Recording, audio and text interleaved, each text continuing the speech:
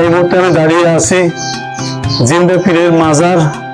এই হচ্ছে তার কবর। এই জিন্দা পীর ছিলেন হযরত খানবাহান আলী রহমাতুল্লাহের অনুসারী। এই হচ্ছে তার মাজারের যে পুরাতন যে বিল্ডিং ছিল, সেই বিল্ডিং এর ধ্বংস স্তূপ কোনো প্রকার সংস্কার করা হচ্ছে। আর এই যে উপরে দেখতে পাচ্ছেন, এটা পরবর্তীতে স্থানীয় লোকজন কংক্রিটের একটা ছাদ দিয়ে রাখছেন, কিন্তু পুরাতন যে বিল্ডিং